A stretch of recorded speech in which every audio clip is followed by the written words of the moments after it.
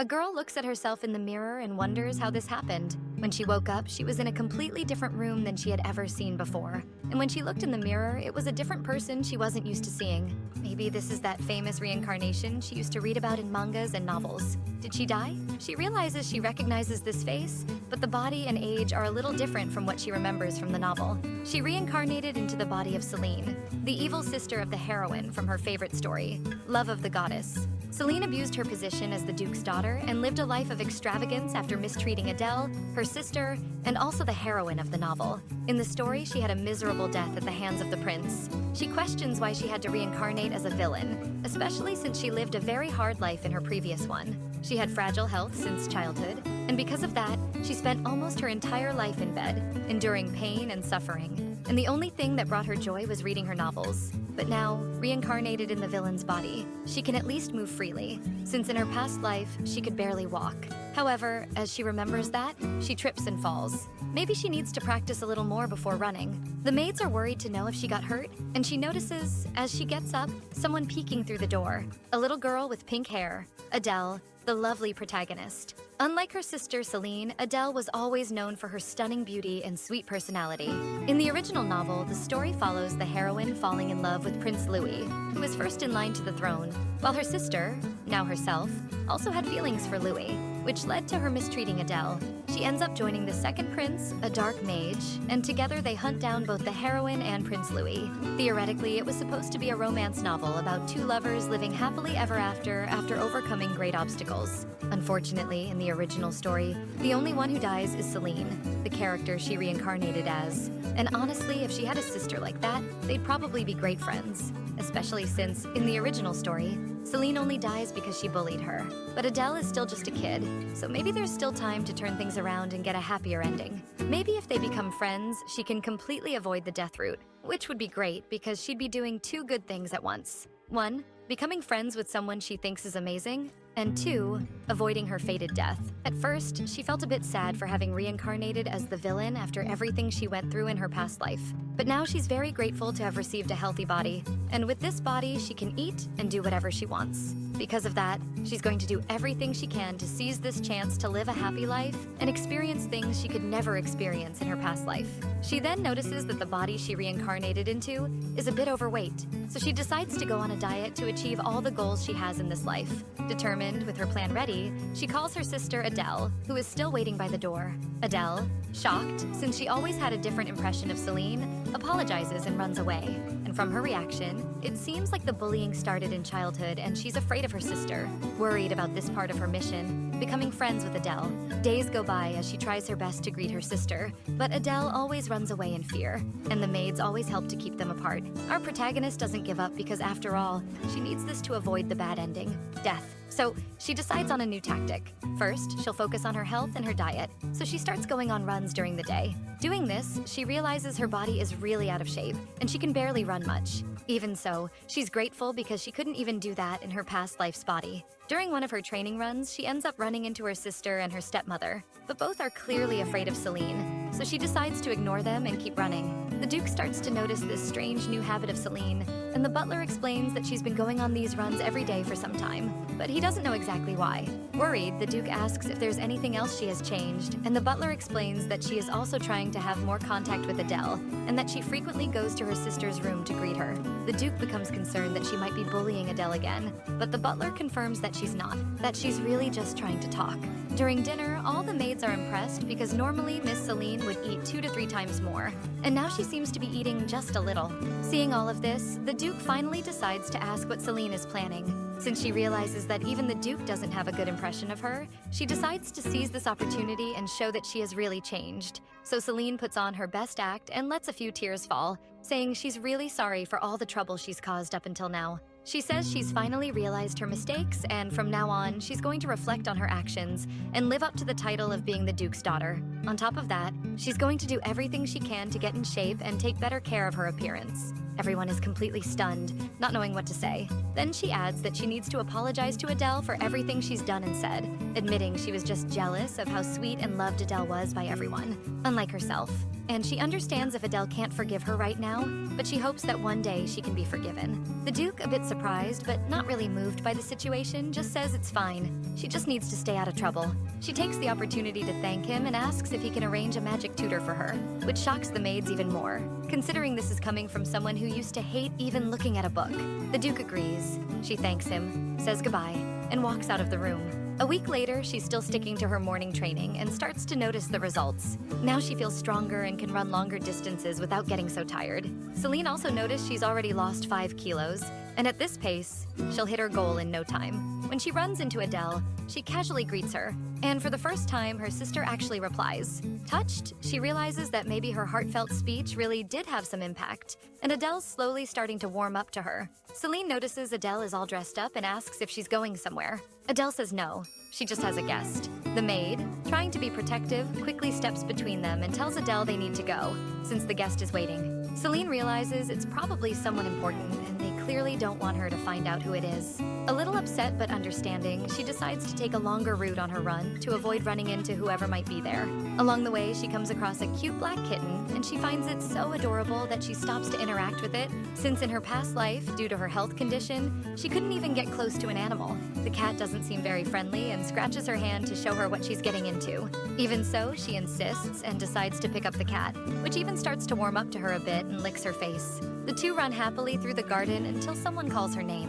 When she turns around, she recognizes the prince. Having read so much about him in the novel, even though he's still young, she clearly knows he is the protagonist. From her favorite novel, Louis Percival, he greets her and she wonders what he's doing there. Then she remembers the encounter Adele had and how dressed up she was. So the important guest they were talking about was probably the prince. That's likely why they didn't want Celine near him, because in the original story, she was obsessed with the prince. He ends up interrupting her thoughts and says she seems a little different. She gets a bit embarrassed because she didn't want to meet him like this, disheveled and sweaty as she is. And maybe now she understands why the villain fell in love with him. He is really handsome, which is expected of a protagonist. And on top of that, he is very kind to Celine, even though she's always been a nuisance. The butler and Adele end up finding the two of them in the middle of the garden, and the butler asks what Miss Celine is doing there. She says she was just taking a walk, but then she realizes this is the perfect opportunity to show that she has truly changed. Probably, if she clearly shows that she has no interest in Louis, they might think more positively of her. She then apologizes for her appearance and tells him to make himself at home, saying she needs to head out. Adele says that once she's finished getting changed, she can come and join them. Celine feels a little embarrassed. Adele is just so kind. Even after everything she went through because of Celine, she still does her best to be nice. Our protagonist thanks her and says that she's fine, apologizes for always being a nuisance in the past, and won't get in his way. Content, she thinks she can't wait to see the two of them all lovey-dovey. Later, in her room, the tutor is impressed because she managed to do everything perfectly and asks if Celine would like her to come again next week. Obviously, she says yes and isn't too worried, because probably in the past, Celine used to do terrible things in the first 5 minutes of the lesson to avoid learning anything. And she even understands why the tutor is a bit hesitant. Celine is very grateful that her father gave her a tutor so quickly, and because of that, she's been able to learn a lot about this world. The fact that she can sit at a desk and learn something makes her very happy, and she can't wait to finally start practicing magic. In the novel, the heroine Adele has the power of the goddess, so Celine probably has some magical power too. Finishing her studies, she then decides to go running in the forest behind the mansion until dinner time. The maids are gossiping, impressed that Miss Celine no longer seems interested in the prince, and one of them defends her, saying maybe she just changed her mind. However, with her bad reputation, it's hard for them to believe that's really possible. Little do they know that the protagonist was behind the wall, listening to everything. She decides not to interfere because, after all, what the maids are saying isn't wrong. If she had never reincarnated, Celine's behavior would probably have stayed the same for the rest of her life. But Celine notices that the maid who praised her is probably a good person. She hopes more people will be able to recognize her change. After some time running, she gets tired and lies down on the grass thinking about how hard dieting is. But for the first time, she truly feels alive. She decides to do more muscle training until she sees a shadow behind a tree. She approaches, thinking maybe it's the cat, but it's actually a child who appears to be asleep. He looks a bit dirty, so she worries that maybe he's hurt. Placing her head close to his chest, she realizes he's alive. And since he's not responding, she decides to take him inside to tend to his injuries. As she supports his arm to carry him, she notices several red marks on his chest, looking like tattoos. She doesn't remember any of this from the novel, but she's going to help him either way. And it even feels strange because even though they seem to be the same age, he's much lighter than she is. Determined to save him, she calls a doctor to examine him and asks what happened. The doctor says there doesn't appear to be any serious injury, and he doesn't seem to have any illness. Celine thinks he's going to be okay, but the doctor confirms that actually he's cursed, and probably with a very strong one. With him unable to wake up, she starts researching curses and learns that holy water is likely very effective in weakening the curse's power. It's already the second day since she rescued him, and he still hasn't moved, only kept sleeping. They're managing to feed him, but if he keeps this up, he might not survive. The doctor, after examining him that day, commented that the curse might have been with him since birth, and that it's probably impossible to break. It's more likely that he was abandoned by his parents and became an orphan. Celine, moved by the situation, worries that someone so young has already suffered so much. What could she do to help him? And probably people with curses are very hated, because not even the mansion staff liked that she brought the boy there. The Duke even questioned her and said he would take him back to an orphanage, but Celine strongly opposed that decision. The Duke asks why she's trying so hard to save this child, saying he's not an animal for her to be treating him like this.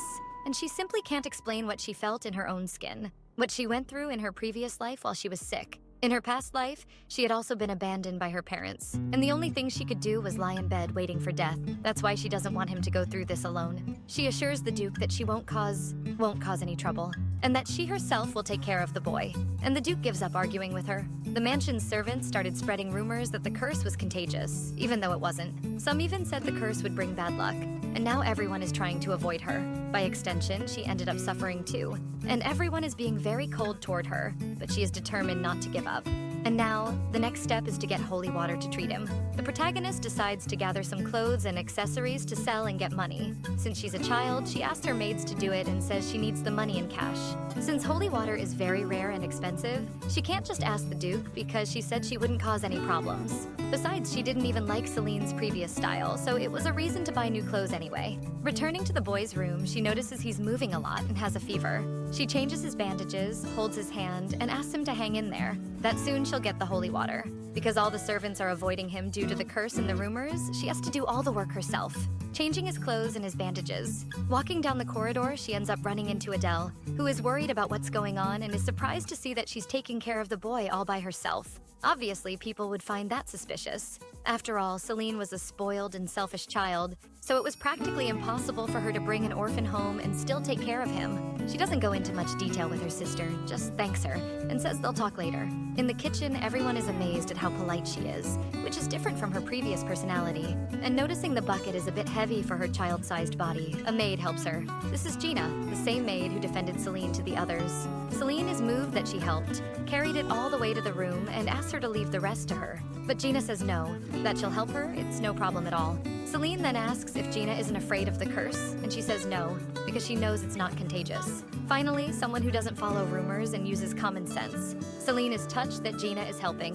With the money she raised, she buys the holy water. The maid assures her it's real because it was bought directly from the temple. Celine is shocked that such a tiny bottle costs so much. She thanks the maid and takes it straight to the boy. She offers the 3 bottles and falls asleep beside him from being so tired after researching and caring for him all day. When she wakes up, she finds him simply sitting and looking at her in bed. She is very happy because apparently it worked. But when she goes to touch his arm, he just pushes her hand away, looking very angry. The protagonist tries to understand because after all, he's been suffering alone all this time, so he'll naturally have his guard up around strangers. With a different approach, she tries to introduce herself, saying that she's Celine, that she found him in the forest near the house and brought him here to take care of him, that he only regained consciousness after she managed to acquire 3 bottles of holy water to weaken the curse. Since the boy doesn't seem to respond at all, she goes on saying she has no intention of hurting him and that she prepared food for him, so if he's hungry, he should go eat. She then says goodbye while he doesn't say a word and tells him she'll see him later.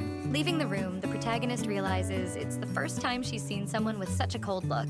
It would be so much easier if he would just open up to her. 3 days after he woke up, she visited him every day to see if he could talk or eat something, but the boy simply hasn't said a word or eaten any food since then. The protagonist tried everything. She sat and ate near him so he could see it wasn't poisoned, tried to get him to eat with her, left the food there for him to eat alone. And even so, he still didn't eat. And now that's starting to worry her, because if he doesn't eat anything, he might end up dying. The only thing she's grateful she's managed to do so far is run away. She believes it's because he's so weak and can barely get out of bed. Determined not to give up, she leaves the food again.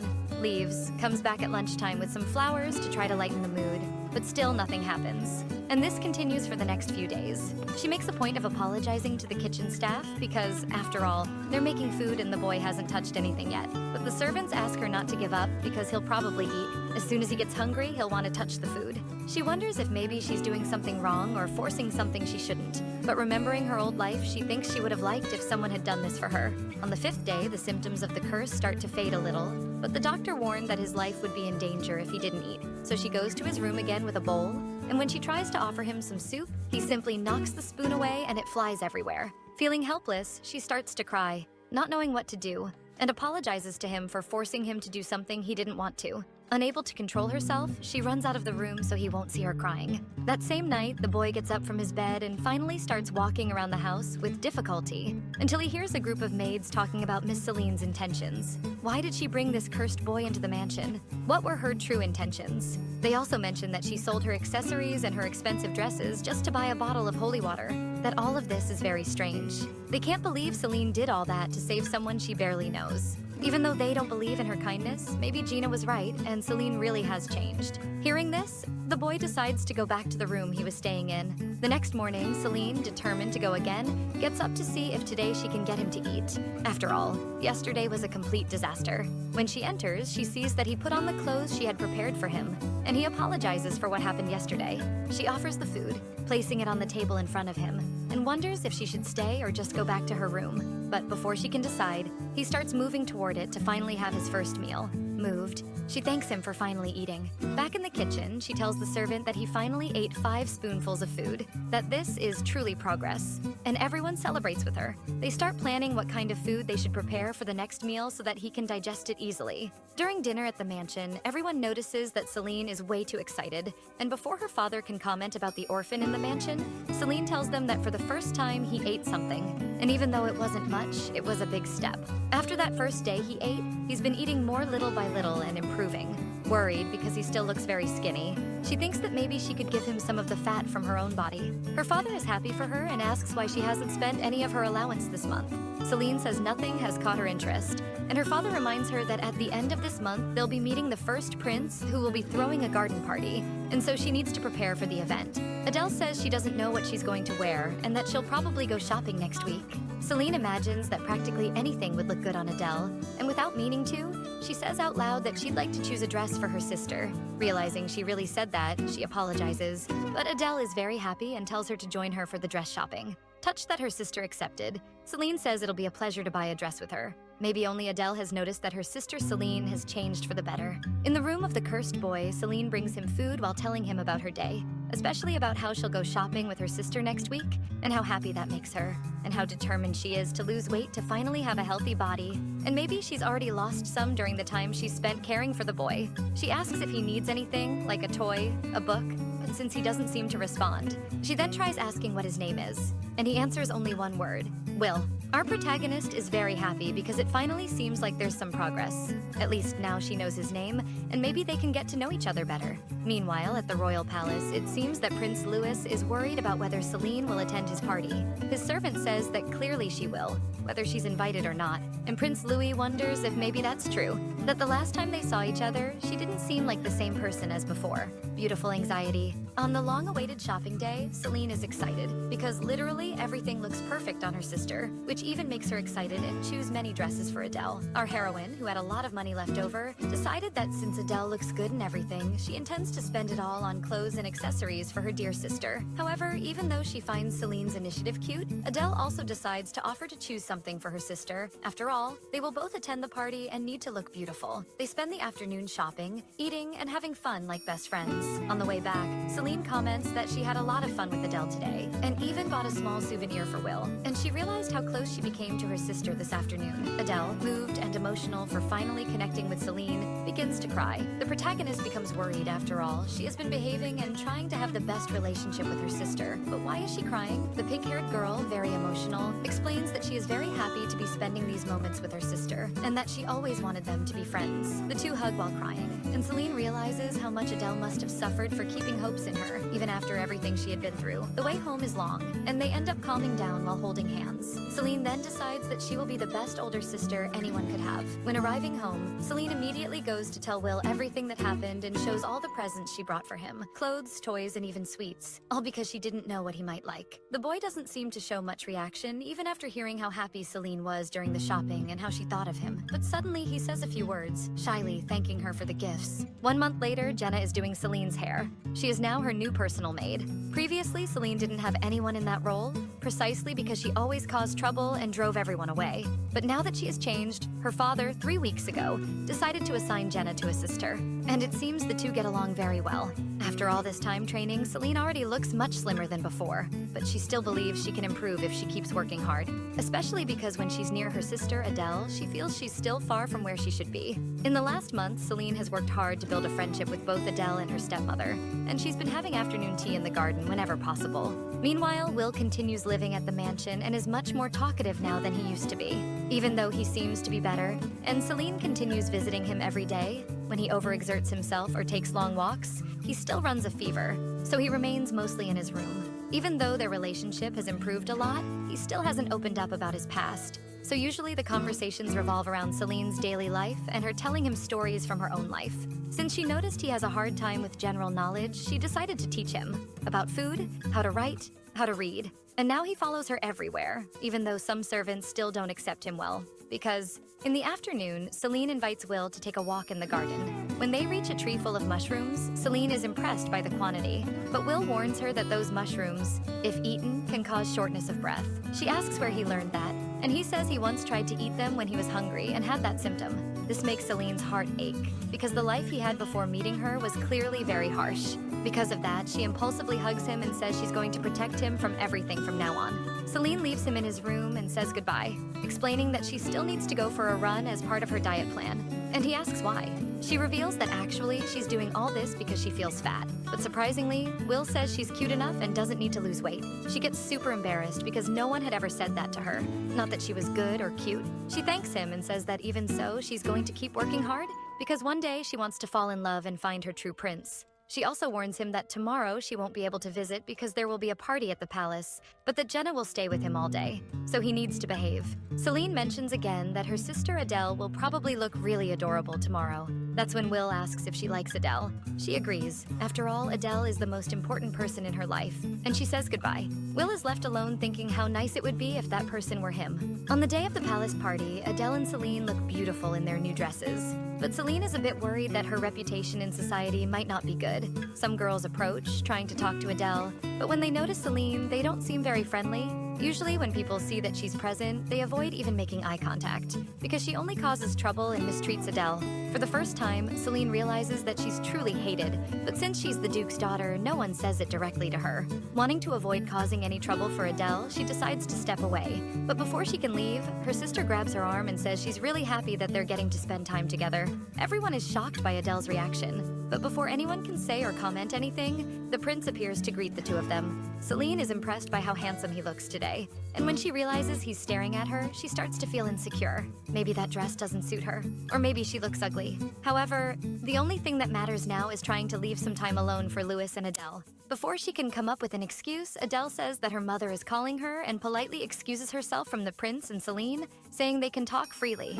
At that moment, Celine starts to worry. Maybe Adele thinks she still has feelings for the prince, and that might ruin their whole romance. The prince, on the other hand, doesn't seem to care much and even smiles, saying it will be a pleasure to talk with Celine. He takes her hand and leads her toward the garden. As they pass by, all the adults focus their attention on the two of them together, especially because of the history that Celine used to be obsessed with the prince. But the protagonist is only worried about having a conversation with him as herself.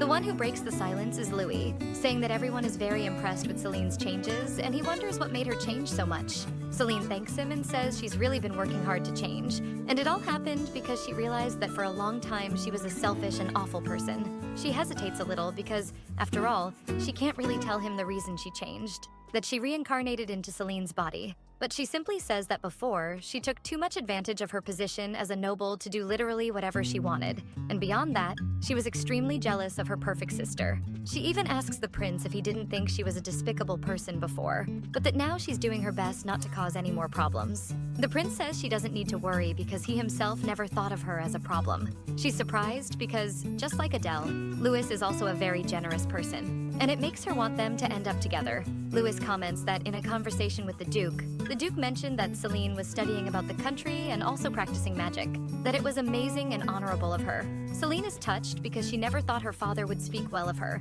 and it feels like she's truly on the right path. Happy, Celine mentions that she's also lost a lot of weight, already more than 10 kilos, and the prince agrees that she's looking more and more beautiful. Even though she knows he's only saying that out of politeness, she thanks him.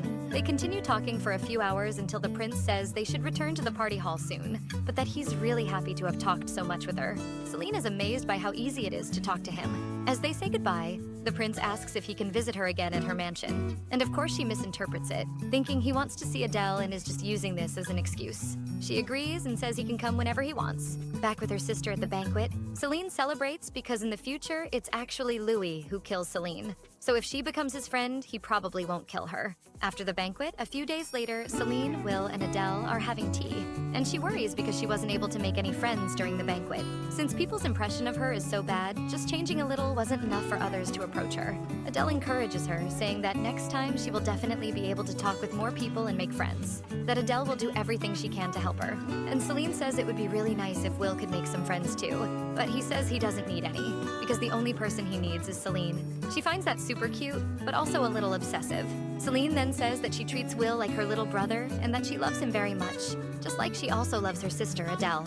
Adele is touched, but she finally brings up the subject and asks if Celine and Prince Louis talked a lot yesterday and grew closer. Celine sees this as a chance to clear up the misunderstanding, so she confesses to her sister that, actually, she's not interested in Prince Louis anymore, and that Adele doesn't need to worry about her. This leaves Adele a bit confused, since her sister used to be so obsessed with the prince. Will gets curious and asks who this prince is, and Celine explains that he's the first prince of the country, in line for the throne, and that he's a very kind person. Clearly jealous, Will asks if Celine likes this prince guy, and she tries to dodge the question by saying she used to like him before, but not anymore. A few days have passed, and it's finally the day that Louis will visit the mansion. All the servants seem busy trying to prepare the perfect reception, but Celine is the least worried about the situation because she believes it has nothing to do with her and everything to do with Adele. She goes to the library to help Will, as always, with his studies, and he seems to be progressing well. Celine is always impressed by how quickly Will learns things.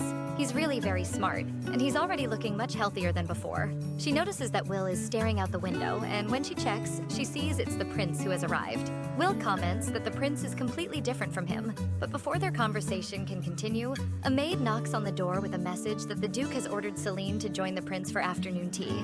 She's surprised because the Duke has never invited her before to participate, and she says goodbye to Will. Before she can leave, he grabs her hand and asks her not to go.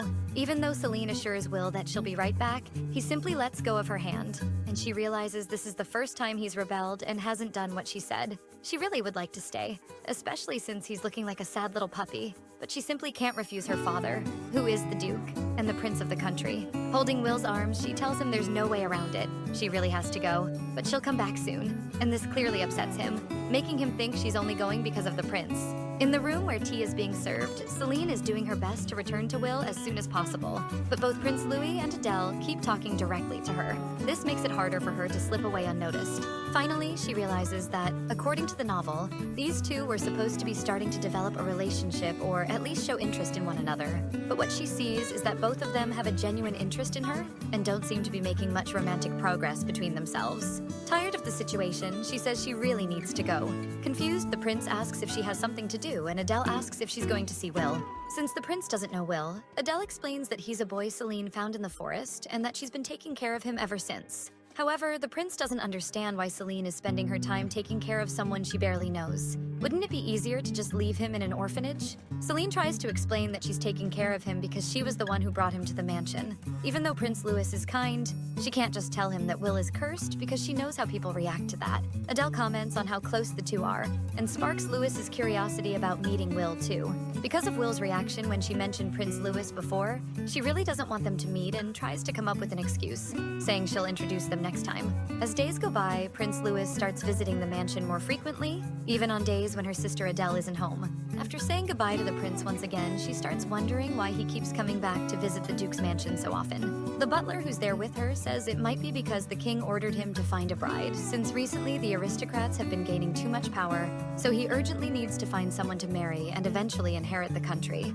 Celine asks if Adele isn't the bride he's looking for, but the butler agrees that the chosen one will indeed be from a Duke's family, though it hasn't been decided yet. So technically, it's not Adele yet. Celine believes the butler only said that so he wouldn't have to say that she doesn't even have a chance of being chosen. But poor clueless Celine still hasn't realized that the prince actually likes her. On a quiet afternoon with Will, Celine comments on how nice it is to read a book peacefully in the afternoon, something she hadn't done in a long time. Will replies that it's because an annoying one is visiting too often. And Celine realizes that ever since the prince started visiting, Will has been clinging to her more and more, like a shadow, which makes things more difficult because he simply doesn't talk to Jenna or Adele, only to Celine.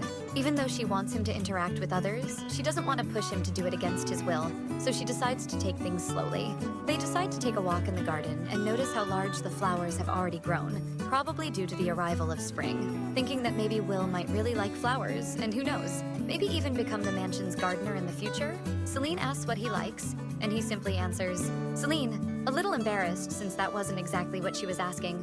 She replies that she really likes him too. It seems our protagonist is finally stepping into his obsessed side, and he tells Celine that since he likes her so much, he also wants to be number one to her. Pure-hearted Celine even gets flustered by this declaration and thinks that she can't rank the people she loves and how much she loves each one, so she's not sure how to respond to him. She simply says, he and Adele are number one to her. But judging by his expression, that's not really what he wanted to hear. As they begin heading back to the mansion, Will suddenly stops and Celine is confused until she sees the prince just ahead. She didn't even know he would be coming today. Her father explains that since he had a meeting at the palace with the prince, he simply invited him to spend the afternoon at their home. Noticing the boy next to Celine, Louis asks if this is the famous Will she's always talking about. The prince tries to talk to Will, but he completely ignores him and even gives him a scornful look.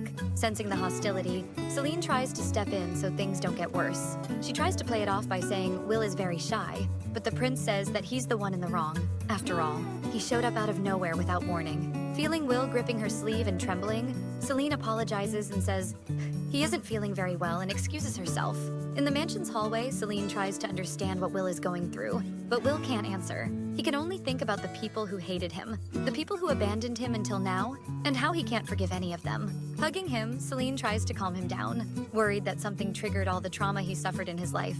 And after a few hours of crying, he finally stops and looks at Celine. She asks if he's feeling better now, and he simply nods. Determined to help him, she says that from now on, she'll do everything she can to erase all the sad memories he has. Happy with Celine's words, Will asks if that means she'll live with him forever. And she realizes he's probably feeling that fear of abandonment, since he's been abandoned since, as she knows exactly what that feeling is like, she says she won't abandon him, and that they'll live together. The little guy simply says it's a promise as he hugs her. In the morning, Jenna is helping Celine with her hair and comments on how beautiful her eyes are. They seem to shine. Celine thanks her and is happy that everything is going well, so different from her past. She comments that her eyes are also beautiful because of their golden color. Jenna explains that Prince Louis's eye color is golden and adds that it's a specific shade only royalty can have. Celine, on the other hand, prefers black eyes because they remind her of her past life.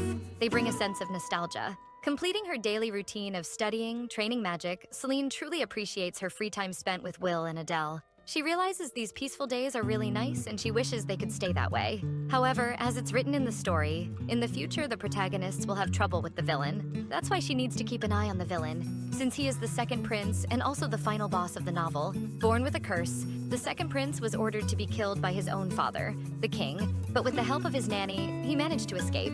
However, he probably had a very difficult life after that, completely different from the first prince, Louis, who was raised with love and care. Because of that past in the novel, the second prince tries to kill the entire royal family, including Prince Louis. She even understands the hatred he must have toward the family. After all, they were the ones who abandoned him. But she knows that, just like in the novel, if the second prince dares to attack them, the heroic power of Louis and the divine power of Adele will be enough to defeat him and save everyone in the end. That's why she's not too worried about them, in this case. Because in the novel, the only one who dies is Celine, so she needs to worry about her own life. Celine wonders what exactly this curse of the second prince is.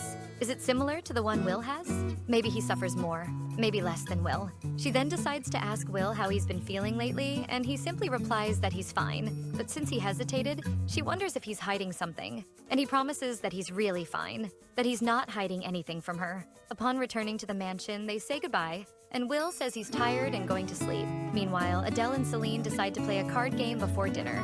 Alone in his room, Will doesn't look well at all, and it even seems like the curse is getting worse. The next day, Celine is admiring herself in the mirror until she notices the butler watching all of it, and he asks what she's doing. Embarrassed, she says she was just admiring herself since she recently lost a significant amount of weight.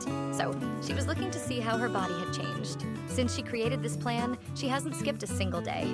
She's been exercising daily. Even on her busiest days, she manages to find time between lessons and magic practice. She's also learned to eat less in order to make some dietary restrictions and reduce her appetite. Even with all that effort, she still believes she needs to lose a little more weight, because next to Adele, she's still a bit chubbier.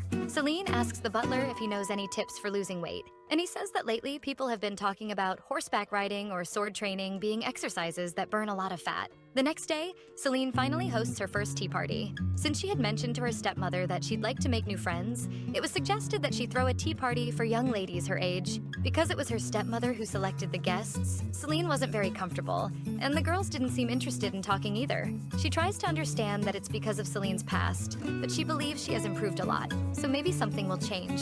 Thankfully, Adele is there to save the conversation and starts talking about how delicious the sweets are and how her sister always tries her best to make everyone feel welcome. All this just to help the girls interact more with Celine. A friendly noble asks if Celine has finally made peace with Adele. This is Miss Wilhelmina, daughter of a Marquess. She goes on to say that it's strange because Celine used to badmouth and mock Adele in front of everyone. Celine, trying to end the subject once and for all, says that she was the one who apologized to Adele for everything she had done, and that's why they are friends now. What was keeping them apart before was simply Celine's jealousy toward her sister, which made her do terrible things. Since her sister managed to forgive her even after everything, Celine is committed to becoming a better person. To everyone's surprise, Wilhelmina says that if Adele forgave Celine, who is she to judge? And she eats the first sweet saying it's good. That makes the other girls start eating too and talking about how delicious everything is. And finally, the tea party becomes lively and sociable. At the end of the day, Celine decides to thank Wilhelmina for helping the others get closer and asks if she can be her friend. Wilhelmina just smiles and says of course they can be friends,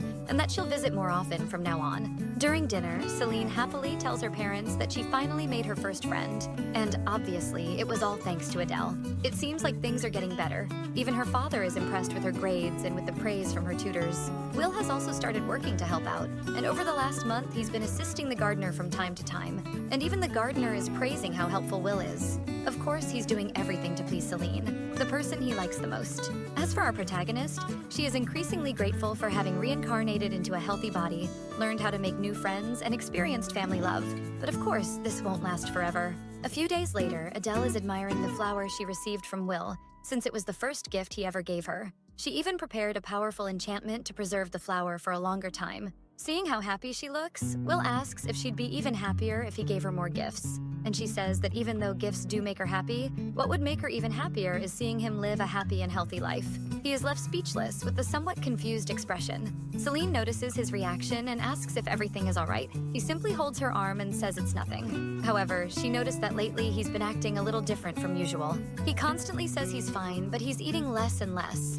Interestingly, there was another day when he refused to be examined by the doctor, and since Celine didn't want to force him into anything, she let it go. But since he's been behaving this way lately, she wonders if maybe it would be important to ask the doctor to check on him again. Continuing her magic training, the protagonist realizes that Celine's body has a very good magical potential, and it's even sad to realize that during the novel, Celine never explored that side. It's practically a wasted talent, which, because she reincarnated into this body, is finally being used. In this novel, only 30% of the world's population can control magic, and there are 4 basic elements: fire, water, wind, and earth. Each person has their compatibility, and to start magic training, it's important to know your specialty. Since Celine had already learned water and fire magic, her teacher offers to teach her earth magic today, which excites her, because maybe with that magic she can help Will even more. But even after several attempts, she realizes that she's not compatible with earth magic. Upset, she comes across a flower bed, and one of the flowers looks like it's at the end of its days. She tries then to see if she can use a little magic to revitalize the flower. But when she tries, a light appears behind the flower, even though its appearance doesn't change. However, a short while later, the flower begins to change and return to its original form. She asks her teacher what that was. Surprised by what Celine just did, he only responds that they need to end training for today and leaves quickly, leaving Celine confused. Later, Celine is called by her father to his quarters, and she's a little nervous because when he calls her out of nowhere like that, she's afraid she did something wrong. However, before entering her father's quarters, she runs into Adele in the hallway, who says she's very happy for Celine, since their father commented to the maids that today would be a day of celebration. Not understanding anything, Celine finally enters her father's study, where her magic teacher, the butler, and the duke are present. After a brief silence, her father finally speaks. He says it seems that Celine has awakened the power of the goddess, since this afternoon she managed to revitalize a flower that was already wilting, and that's a type of healing magic. And this magic normally belongs to the goddess's power. Celine interrupts her father and says there must be some mistake because she doesn't have the power of the goddess. Clearly, Celine remembers that in the novel, the one who possesses the power of the goddess is her sister Adele, and there's no way the villain of the novel would have that power. Her father simply ignores her and asks the teacher to bring a darkened crystal. He approaches Celine and asks her to focus her energy into the crystal. As she gets near the crystal, it glows and instantly changes to a light blue color. Everyone is impressed, and the teacher explains that the crystal had been bathed in dark energy, and Celine managed to purify it, thus confirming that she really does possess the power of the goddess, since no other type of magic could do that. Celine still hasn't been able to respond. She's simply shocked to learn that she has the power of the goddess, different from what happened in the novel. But while she's recovering from her shock, her father says that he's very proud, that he didn't expect the power of the goddess to be inside her, but that it's an honor and should be celebrated throughout the country. The only thing the poor girl can think about is how this is going to change the story. Is all of this happening because she's the villain who changed her ways and became a good person? What will happen to Adele if she doesn't have the power of the goddess? And Prince Louis, who will fight the villain now? How is she supposed to deal with this story now? To top off this whirlwind of information and questions for Celine, her father says that she will now officially become Prince Louis's fiancée. Since the power of the goddess is extremely precious and special, the king will surely choose her as the crown prince's bride. And judging by Celine's recent behavior, she will certainly be able to fulfill that role. This was definitely not what Celine had been working so hard for. At no point did she want to ruin the romance between the main protagonists of the novel. And now, being Prince Louis's fiancée, how are he and Adele supposed to fall in love and be together forever? The next afternoon, Celine and Will are in the library reading, but Celine seems more distracted than usual, since the night before they even had a celebratory dinner because she had awakened the power of the goddess. It was the first time she had seen her father so happy. Since the Archbishop will return from his trip abroad in 2 weeks, he will officially confirm the power. And if it's really confirmed, everything in Celine's life will change. Even after the news, she tried a few things. She fell, hurt her knee, and was able to heal it, so it really seems like she has some kind of healing power. How can a novel have the villain gain the heroine's power? It's all become very confusing, and Adele's happy future now seems to be getting further away. While she's questioning what to do and how to help Adele have her happy ending, Will notices something's wrong and asks her what's going on. It seems Celine isn't ready to tell Will everything that's happened and simply changes the subject. At that moment, he feels a sharp pain in his chest, likely the curse. And he too, hiding things from her, dodges the question and says he's just hungry. On another afternoon, Celine, Adele, and Louis are having tea. And Louis comments that he heard about Celine's goddess powers. Adele seems super excited for her sister, but Celine, still hoping it's all a misunderstanding, says that it's probably some mistake, and that it's not truly the goddess's power. Of course, the two of them aren't convinced by this little excuse, since she made a flower bloom again and also managed to purify a cursed crystal. That definitely isn't a mistake. To better understand what's happening, Celine asks Louis if he knows how someone is chosen by the goddess to receive her power. And he says that the legend is that a person with noble blood and a large amount of magic who possesses a beautiful heart, cherished by the goddess, will be chosen. It's in that moment that she realizes she was the one who ruined everything, since her family has always been known for having a large amount of magical power. And because she made a radical change in her life and behavior, that made her someone with a beautiful heart. But maybe her sister has an even more beautiful heart than hers, and it's possible the goddess will love her sister too. She asks Prince Louis if maybe it's possible for the goddess to give her power to two people instead of one. He says that normally it's not possible, but there are in history a few reports of multiple people appearing with the goddess's power. Though it happened many years ago and it was only a single recorded case, that fills our protagonist with hope that maybe she and Adele both have the goddess's power, and then everything will be fine. But she worries if that will take too long, because if she marries Prince Louis, how will Adele later take her rightful place? Adele simply stands up and says she's going to get her sister's favorite sweets and leaves, leaving just Celine and Louis at the table. Thinking that maybe this situation is a little awkward, because clearly Louis knows she's a potential fiancé. She believes that Louis probably prefers Adele, not her. He decides to break the silence and asks if she would like to go out with him over the weekend. She finds it a bit strange, but since she can't refuse the prince's invitation, she accepts. Later, in her room, she and Adele are talking, and when Celine mentions that the prince invited her out for the weekend, Adele comments that it's probably a date, since in her past life she never interacted with anyone of the opposite sex, let alone had a romantic relationship. She didn't realize that, by all signs, it really did look like a date. Even her sister seems a little worried, since it looks like Prince Louis is falling for Celine. But Celine has had a change of heart and no longer likes the prince the way she used to. Celine finally decides to ask her sister what she really feels for Prince Louis. But to her surprise, her sister says she doesn't feel anything at all for him. Confused, Celine thinks that in the novel, by this point, they should already be in love. Could it be that this changed because she changed? Her sister, not at all shaken by the questions, is just focused on picking a dress for Celine to look beautiful on her date. The next day at the Marquis Foray's house, Celine is talking to Wilhelmina, who, just like her sister, is also convinced that Prince Louis invited Celine on a date, mainly because she believes Prince Louis isn't the type to invite a young lady without a reason. It was the first time Celine had tea with the Marquise's daughter since they became friends, and Celine was very nervous. But Wilhelmina is a person with a refreshing and easygoing personality, so the conversations were easier than she imagined. Wilhelmina notices Celine's hesitation and asks if she isn't honored to be going on a date with the prince. But the protagonist can only respond that she believes there's someone more suitable than her, while thinking he should have called her sister Adele and not her. Celine adds that she knows it's difficult in her position, but her dream is to marry someone for love and have a normal and simple marriage.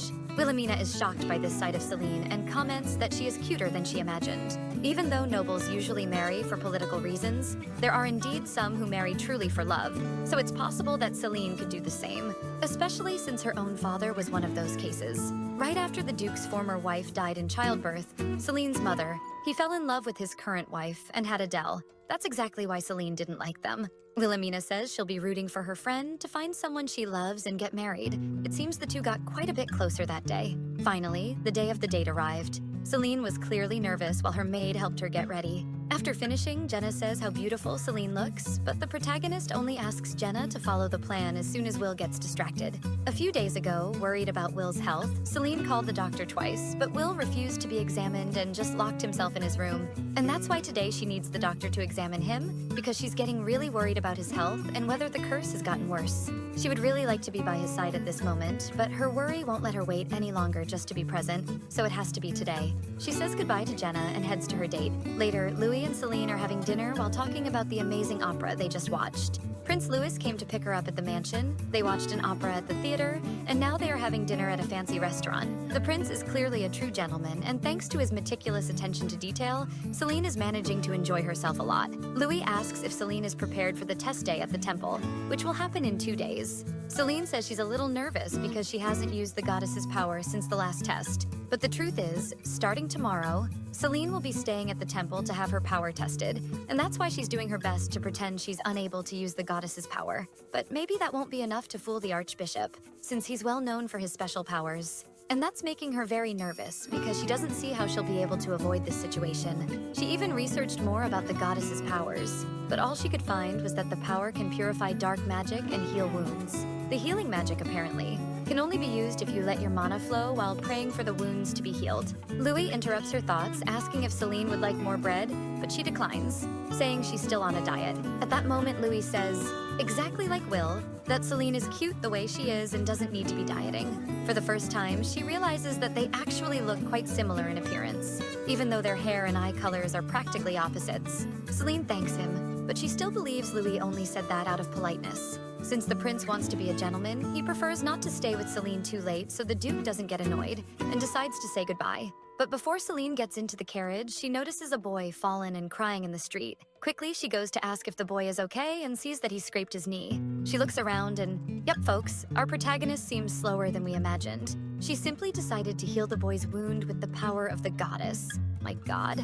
She told the impressed boy that it's a secret and he can't tell anyone. From a distance, Louis watches Celine's kindness already looking all smitten. Upon arriving at the mansion, Prince Louis helps Celine down from the carriage and thanks her for going out today, saying it was a lot of fun, and if she allows it, he'd like to invite her again. Celine also enjoyed the date a lot, and even though she doesn't want to go down that path with the prince, she simply can't refuse him. The deluded one even watches the carriage leave, thinking how Louis is a good person, and that he should just fall in love with Adele already. Oh, Celine. But the colorful world ends the moment she enters the house. Adele comes running, crying, towards Celine saying something happened with Will.